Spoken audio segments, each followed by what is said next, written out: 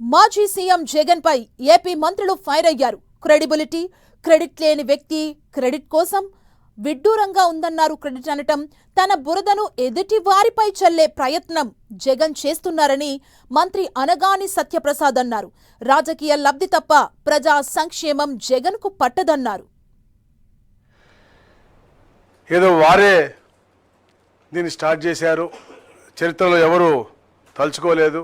మేము చాలా బాగా చేస్తే ఈరోజు వచ్చిన కూటమి ప్రభుత్వం అన్యాక్రాంతం చేస్తుందనో లేదా క్రెడిట్ చోరీ చేస్తూ ఉందనో, మాకు అతని క్రెడిట్ అనేది చోరీ చేయాల్సిన అవసరం లేదు. అందులోనూ వారికి ఉన్నట్టు అలాగే మా నాయకుడిని పోటీకి పనికిరాడు అనే మాట కూడా అన్నారు. మా నాయకుడికి కాలి గోరికి కూడా సరిపోయేటువంటి వ్యక్తి ఈ సైకో జగన్మోహన్ రెడ్డి. జగన్మోహన్ రెడ్డి గారు ఒక తెలిసింది, పాడిందే పాడరా పాచిపల్ల నారయ్య అని ఒక సామెత ఉంది. ఆయన గత 19 నెలలుగా అప్పుడప్పుడు రావడం, ఒక విజిటర్ పొలిటీషియన్గా తయారైపోయి అక్కడ బెంగళూరులో ప్యాలెస్లో ఉండడం, విశ్రాంతి తీసుకుంటూ ఉండడం, ఎప్పుడో ఒక రోజు రావడం, తాడేపల్లి ప్యాలెస్లో కూర్చొని ఆయన ఒక మీడియా సమావేశాన్ని ఏర్పాటు చేసుకుని రాసిచ్చిన దాన్ని చెప్పిన దాన్నే చెప్పడం తప్ప, ఆత్మస్థుతి చేసుకోవడం, పరనింద చేయడం తప్ప ఆయన ఎక్కడైనా ఏదన్నా ఒక దీని మీద చూపించగలిగారా, మాట్లాడగలిగారా? ఎక్కడ లేదు.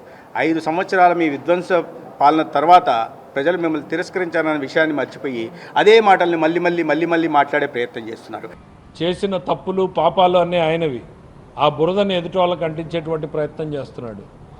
ఏదో కొత్తగా క్రెడిట్ చోరీ అనేటువంటి పదం. అయ్యా, క్రెడిబిలిటీ లేనటువంటి వ్యక్తి చోరీల గురించి మాట్లాడితే ఎట్లా?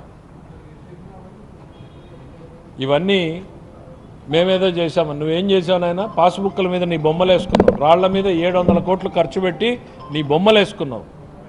ఎవరాస్తి? నీ కుటుంబం ఆస్తా? మీ తండ్రి గారిదా, తాతగారిదా? ఎవరాస్తులు అవి? ప్రజలకు సంబంధించి వాళ్ళ కుటుంబాలకు సంబంధించినటువంటి ఆస్తుల మీద నీ బొమ్మలు ఎందుకు? నువ్వేం సమాధానం చెప్తావు?